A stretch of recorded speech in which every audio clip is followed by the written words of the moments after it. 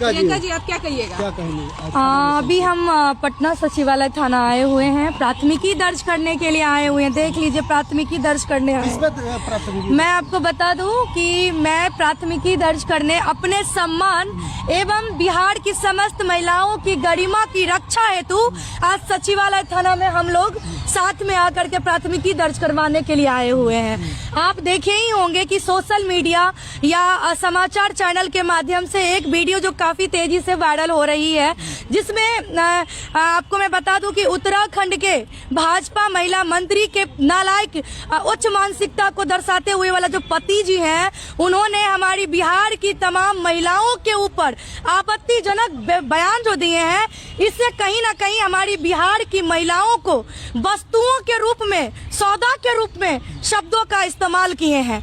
आज हम तमाम महिलाएं इस बात से बता नहीं सकते हैं कि कितना हम लोग आहत हैं। इस दुख को हम आप लोगों को बता नहीं सकते हैं, लेकिन जहां एक तरफ सत्ता मौन है, वहीं दूसरी तरफ विपक्ष मरी हुई है और विदेश में जाकर के पार्टी मनाने का काम कर रही हैं। लेकिन यहाँ पे थाना प्रभारी के द्वारा अभी हमारी बातचीत हुई है। उन्होंने कहा है कि आप लोग कुछ देर इंतजार कीजिए, मैं अपने बड़ी अधिकारी से थोड़ा बातचीत कर लेता हूँ, उसके बाद आप लोगों को मैं जो भी निर्णय होगा वो आपको मैं बताऊंगा। लेकिन एक सवाल है हमारा कि उत्तराखंड एक पवित्र स्थल है, वहाँ पे यह नालायक उच्च मानसिकता वाला व्यक्ति, इसकी इतनी हिम्मत हो गई जो हमारी बिहार की महिलाओं को, यहाँ की बहनों को 20 और 25 हजार का रेट लगाने का काम करेगा। ये कितना बड़ा दुर्भाग्य है। क्या हम लोग भाजपा को इसीलिए वोट करते हैं ताकि हमारी बोली कोई भी आकर के लगा दे? हम अपने बिहार से बाहर जाते हैं तो अभी सुनने को मिलता है कि आप लोग तो 10,000 में वोट बेच लेती हैं। अब सुनने को मिलेगा कि बिहार की बहन बेटी और आप लोगों की बोली तो 20 से 25 हजार में लग जाती है। यही अब सुनने को रहेगा ना हम लोगों को।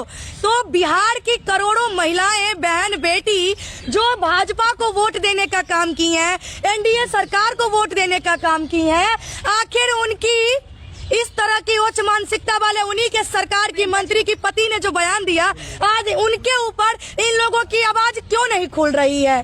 किस बात के लिए चुप्पी साधे हुए हैं? उद्योग मंत्री दिलीप जायसवाल ने कुछ दिन पहले एक बयान दिया था, कहा था कि सुबह का बोला हुआ बयान या बोली हुई बात शाम तक भूल जानी चाहिए। तो क्या अब मैं उद्योग मंत्री, बिहार के उद्योग मंत्री डॉक्टर दिलीप जायसवाल से मैं सवाल कर रही हूँ कि आप कह रहे हैं कि वो निहत्ते बदतमीज उच्च मानसिकता वाले व्यक्ति को माफ कर दें जिन्होंने हमारे तमाम बहनों के ऊपर बोली लगाने का काम किया है। तो आपसे सवाल पूछ रही हूँ कि जिस वक्त प्रधानमंत्री जी के मरी हुई माँ को इसी बिहार में गाली दिया गया, गाली नहीं, एक आम पब्लिक से बीच से आया हुआ पागल व्यक्ति मंच पे चढ़ करके कोई अभद्र भाषा का इस्तेमाल किया, तो पूरी पलटन भाजपा की बिहार की सड़कों पे उतर गए, पूरे बिहार को जाम करने का काम किया। और यही उद्योग मंत्री डॉक्टर दिलीप जायसवाल जी घड़ियालू आंसू बहा रहे थे।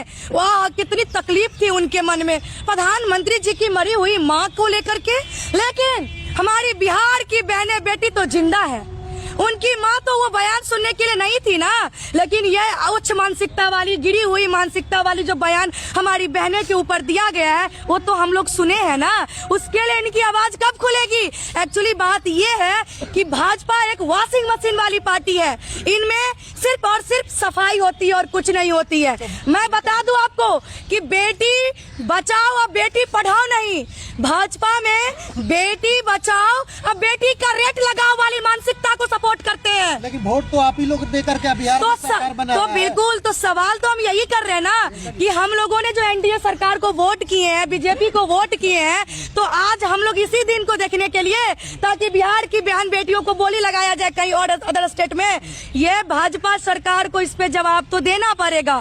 हम बहनें आपको वोट किए, हमारी आपके प्रति एक उम्मीद है कि कहीं ना कहीं हम बहनों के ऊपर जो रेट लगाई गई है उसके लिए आप आगे आएंगे। लेकिन कब आगे आएंगे, कब आप आवाज उठाएंगे? इसीलिए हम प्राथमिकी दर्ज करवाने पटना सचिवालय थाना पहुंचे हैं। नहीं हुआ सचिवालय आप क्या करेंगे? अगर आपकी एफआईआर दर्ज नहीं कर ली जाती है तो फिर आप क्या करेंगे? हम लोग कानून का सहारा लेंगे, हम लोग बड़े पदाधिकारी से मिलने का काम करेंगे, मेल के माध्यम से भेजेंगे, पोस्ट ऑफिस के माध्यम से भेजेंगे। लेकिन हम उत्तराखंड मंत्री जो भाजपा के मंत्री के पति जी हैं, नालायक पति, उसके ऊपर तो त्वरित कार्रवाई करवा के रहेंगे, क्योंकि यह बिहार की महिलाओं की, करोड़ों महिलाओं की आत्मसम्मान की बात है। अब जो सवाल मशीन है और दूसरी तरफ कर रही है कि कार्रवाई होगा भी, तो क्या लग रहा है कि भाजपा एनडीए का सरकार बिहार में भी है और केंद्र में भी भाजपा है, तो कार्रवाई होगा? अब आप बताइए, अगर कार्रवाई नहीं होती है, अगर ये लोग हमको बलगलाने का काम करेंगे कि मामला उत्तराखंड का है तो उत्तराखंड जाइए, या जहाँ का मामला है वहाँ जाइए, तो जब इसी बिहार के तेजस्वी यादव जी अमित शाह जी के लिए बयान दिए थे तो गुजरात में केस हो गया था। राहुल गांधी जी जब बयान दिए थे तो बिहार में केस हो गया था। तो फिर ऐसे बदतमीज नालायक पति जो है मंत्री जी के, जो खुद, तो उसके ऊपर केस बिहार में किसी भी थाना में क्यों नहीं हो सकती है? हम लोग बस इंतजार कर रहे हैं, क्योंकि थाना प्रभारी सर से हमारी बात हुई है। हमारे जो लीगल एडवाइजर है शिवरंजन भारती सर, उनके माध्यम से भी बातचीत हुई है थाना प्रभारी सर से।